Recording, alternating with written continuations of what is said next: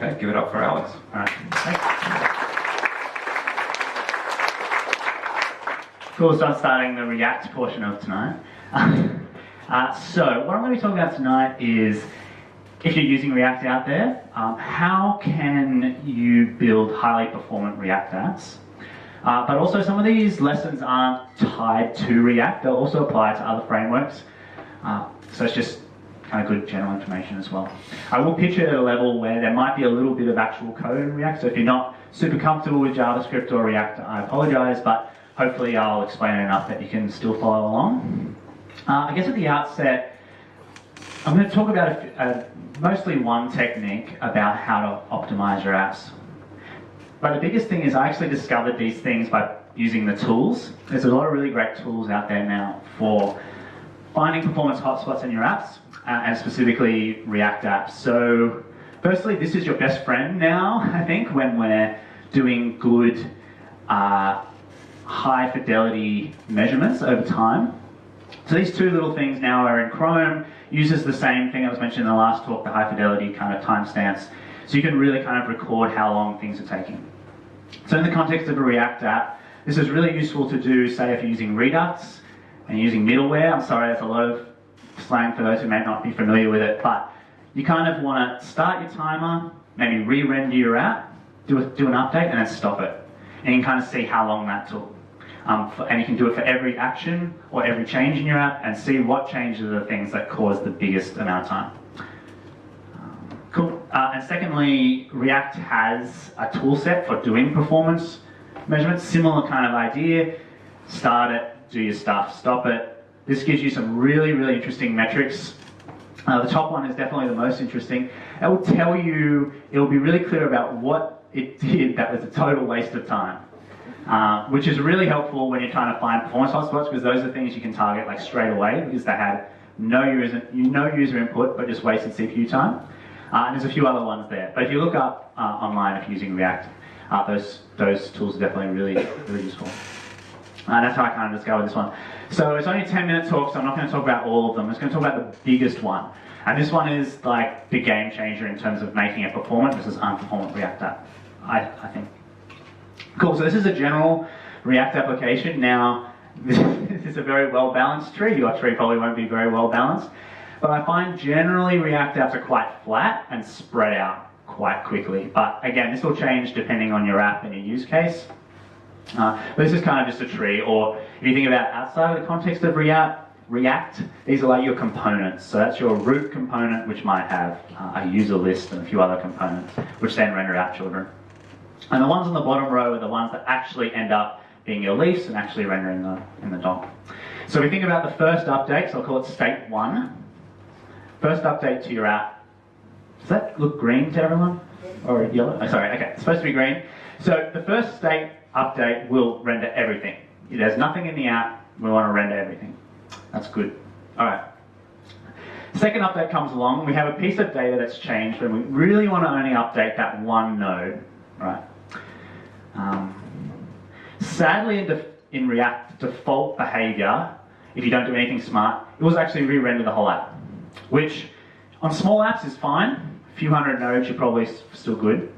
But as you start to scale, it becomes a problem. And the issue is because that bottom layer, the DOM diffing, which is what makes React so magical, is not cheap. Even though it is the small ones, as scale, that's going to be a major, major block as you grow. You want to be doing as little DOM diffing as you can. So to start with, maybe you don't need to worry about it, but as your app grows, this will really chug your app in a massive, massive way, like just unbelievable, just like n factorial bad, really, really bad. Yeah, it's terrible. Okay, so this is what we want, right? We want to just update the stuff that gets us to our leaf node. You can see that all these other nodes still exist, they're still doing their thing, but we've now cut that down. It's just a straight line, critical path to the thing we want to update. So how do we do this? Cool, so let me demo that. Oh, all right, is that too big? Okay, so let me refresh that. So this is a very basic app. It has 3 lists, people, sports, vehicles. My idea was that they're completely independent things. They shouldn't really know about each other, different entities. They have nothing to do with one another. Now this is the default situation in React. You can see that as I'm clicking this, what I'm doing is I'm updating some updated value on that object, which eventually ends up on that node. But you can see that all the rendered counts in all the other ones are updating, even though their updated count is 0. So they had nothing changed in them, but they've re-rendered. Which, when that scales, that's going to be horrible. Really, really bad. This is what you do not want. Here's one I prepared earlier, which doesn't have that problem. So you can see now I'm clicking here, and it's only that one that's updating. The other ones aren't. So that's now just rendering the critical path, which means this is going to scale really, really well. All right, let's keep going, I think. Yeah, so this is, I think, the golden rule when it comes to writing performant React applications. So there's this function in the component lifecycle called should_component_update. And if you return false from that, it's going to skip the render method of that component and all of its children, which is really, really powerful. So you need to optimize your data by the time it gets into the app so that you can return false as high up the tree as you can. You know, every level is critical. Like, you need to get as high up. I think we need to be vigilant in getting higher up that tree. Makes a massive difference, right? So we need to do that. So how can we do that? What are some of the things? We know that's what we want to do, but often that's not super transparent as to how to do it. So how can we do it? I've got some examples set up here. And there's kind of two main techniques. Okay. Sorry, the res is a bit different on my screen. All right. Okay, so this is actually a Redux reducer, but don't worry about that. What's important is that there's something that's happened in the app. So in this case, we're going to say item select. And this is what we're doing. We're just going to loop through and we're going to unselect all the other items. And we're going to update this one. Right? Why this is bad, for other reasons, but why it's bad in terms of should component update is that it's really hard to know whether to return true or false, because we've actually updated that original item. The old item has been modified, which just makes this kind of check just really, really hard. And also you kind of you start doing deep equality checks, and it's just very unperformant, not what you want to be doing. All right, so simple cleanup. Firstly, if you want to use a mutability library, that will help you. But if you're not using an immutability library, it's a mouthful.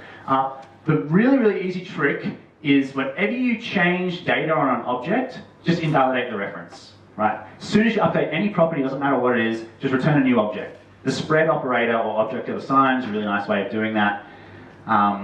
So this one is, okay, I can't remember what it is, but we'll focus on this one. So all we're really doing is changing this property, but you can see we're using the ES6 spread operator to effectively like copy the old object back over itself, but we've given the object a new reference. So even though its value is effectively the same, this property's changed, the reference is now different. So according to JavaScript, the triple equals check is now different, right? It's now a different thing. Which means that, yeah, so here's another one. It's as long because I'm actually, you know, if the old one was selected, I turn it off. Anyway. So we go down here. Now all we have to do is go, okay, this is some function that we don't need to know exactly how it works, but if we say, okay, is every item in this array that I have, in this case it's a list, so it's got items, is everything in the array, all the objects the same? And when I'm in the same, do they have the same reference? If I don't have the same reference, then I'm over, I have to render, okay? Why this is really powerful, okay. Yeah, so that just makes doing that really simple. It's just reference checking, really simple. Okay, part 2, how to denormalize data. All right, so I think this is a really logical way to split up data. So we have, say, items, which have a value and a key, and then maybe you have something else. So maybe this is like the user interaction, and I'll zoom up so people at the end can see. And we've kind of separated them. And what's nice about that is that it's really clean when we look at it, okay, these things don't interact. Now, what makes it, that makes should component update then becomes quite difficult, because the parent needs to know so much about the two pieces of data and whether they relate and whether or not their relationship can affect a render. So this one's quite simple because it's just got a key and it matches a key, but have to search the array. But as it grows and you have more complex separated data structures, these should component updates function just blow out in complexity. They can easily be 30, 40 lines long of like, if this interaction, then okay, I have to render, but if this happens, I'm not sure, so I have to, it just gets really messy when we have data that's nicely separated.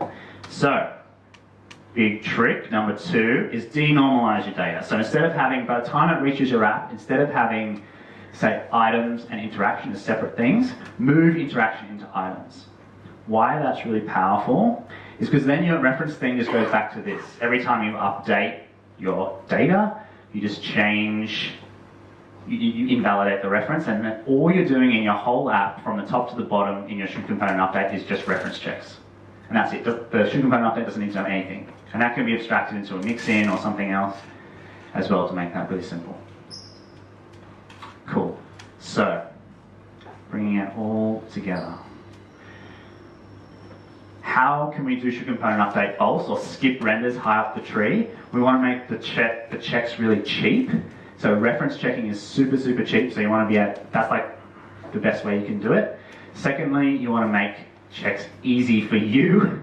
You don't want to be writing 40-line should component update things. So denormalize your data, and then all you're doing is reference checks. Cool. That's it.